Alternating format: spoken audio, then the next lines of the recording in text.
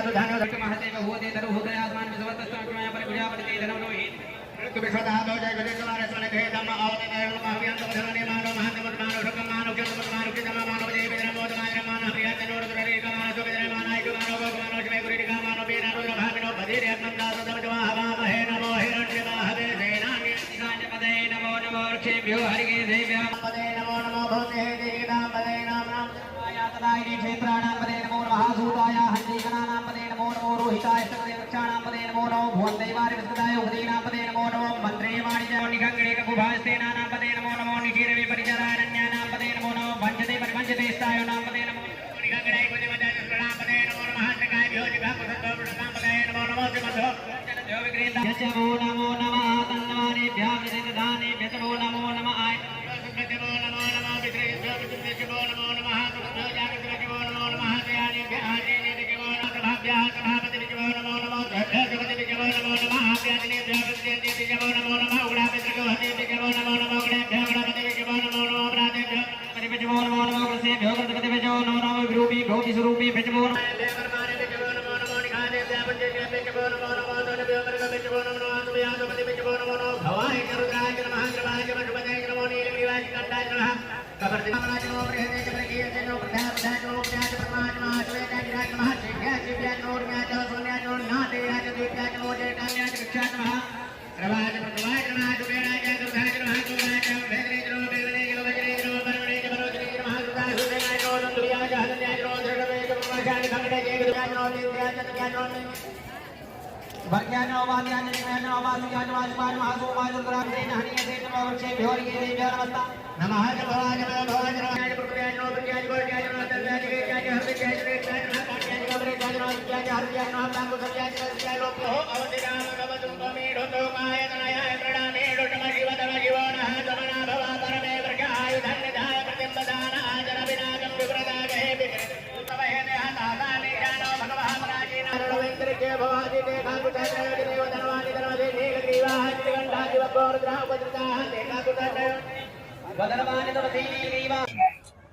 बांग्लादेश में जिस तरह से हिंदुओं का कत्लेआम हुआ है, मंदिरों को जला दिया गया, तोड़फोड़ की गई है मूर्तियां, तो ये जो यज्ञ हो रहा है क्या ये इसी उद्देश्य के लिए है क्योंकि आप लोग शांति मिले, क्या है पूरा? देखिए, ऐसा है कि देवासुर संग्राम हमेशा होता रहा है। भारतीय सनातन धर्म में कहा गया है कि देव दानव संवादे मत्स्य माने महोदधौ। गीता की दो प्रवृत्तियां होती हैं, एक आसुरी प्रवृत्ति, एक सात्विक दैवी प्रवृत्ति।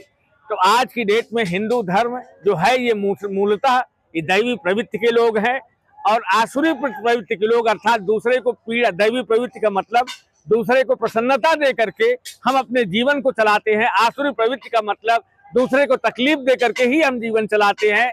आज पूरा विश्व दो भागों में बटा हुआ है, एक आसुरी प्रवृत्ति के लोग हैं, एक दैवी प्रवृत्ति के लोग हैं।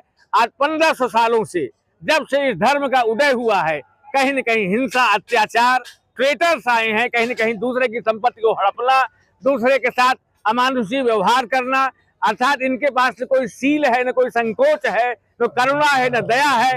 ये अपने परिवार, अपने महास्वार्थी लोग हैं। और आज इनको जो चांस मिला है बांग्लादेश में, हिंदू महासज्जन कौम है, इनका तो 1500 सालों से इतिहास चला रहा है। आज जिस तरह से पूरे वर्ल्ड में ये फैल गए हैं 1500 सालों में, हर जगह अशांति है, दंगे हो रहे हैं, अराजकता बढ़ रही है। ये कहीं दूसरी कहानी नहीं, इनकी प्रवृत्ति में दोष है, इनकी पढ़ाई लिखाई में दोष है, इनके शिक्षा में दोष है, इनके संस्कारों में दोष है। और भारत सरकार को जिस तरह से आज एक समय था जब पाकिस्तान में 25% हिंदू थे, जब आजाद हुआ था, बांग्लादेश में 25%, 30% हिंदू थे, आज यहाँ 8% रह गए हैं और पाकिस्तान में 2% रह गए हैं। जब ये आजाद हुआ था भारत, यहाँ 10% थे, आज 25% हो गए हैं। हमारी सरकारों को सचेत होने की जरूरत है, कहीं न कहीं इस पर लगाम लगाई जाए।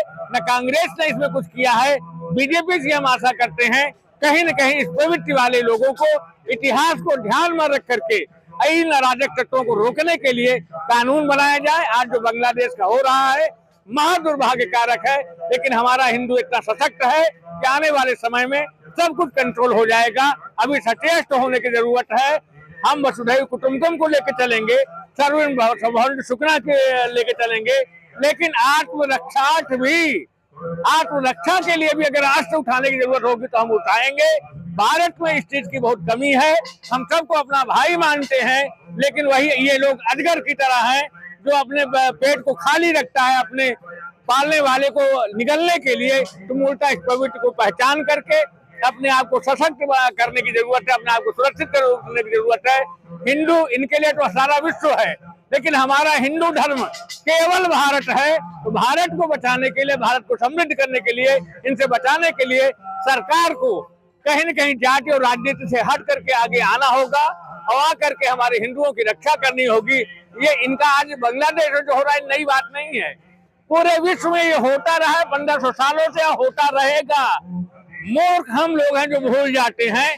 हमारी सरकारों को चाहिए, हम लोगों को चाहिए कैसे आंदोलन खड़ा करें कि इनके इस बढ़ती हुई जनसंख्या को रोका जाए। जब तक जनसंख्या नहीं रुकेगी, आज से 50 साल बाद यहाँ का हिंदू अल्पसंख्यक हो जाएगा। तो जो बांग्लादेश की दशा है, जो पाकिस्तान की दशा है, वही दशा भारत की होगी।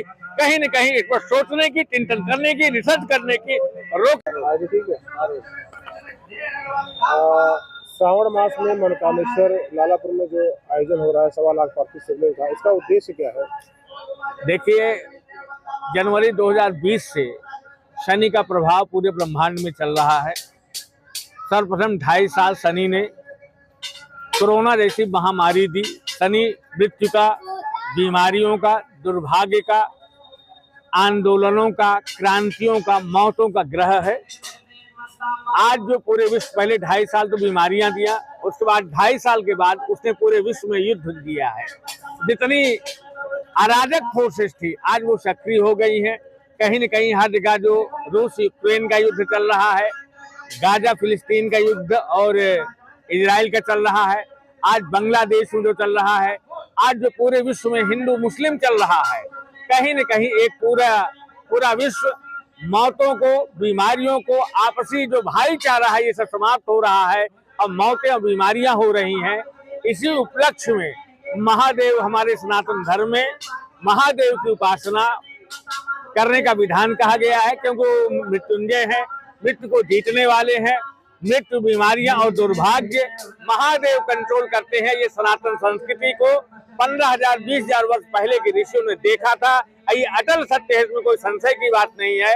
आज श्रावण माह के इस पावन आपके नाग पंचमी पर्व पर जो हमारी सिद्ध स्थली है, पुराण वर्णित मनकामेश्वर मंदिर, जिसका वर्णन शिव पुराण और मत्स्य पुराण में आता है, इस जगह पर 1.25 लाख पार्थिव शिवलिंग का निर्माण और उनका अभिषेक, लाखों लोगों के भंडारे की व्यवस्था इसलिए की गई है कि हमारा देश जो अराजकता पूरे विश्व में चल रही है उससे बचा रहे और हमारा देश, हमारा प्रयागराज, हमारा भारत कहीं न कहीं विकास और समृद्धि को प्राप्त कर सके। और जो आसुरी शक्तियां हैं, या तो इनका नाश हो जाए या तो इनकी सद्बुद्धि हो जाए। इसी उद्देश्य के साथ हम लोग इस यज्ञ को किए हैं।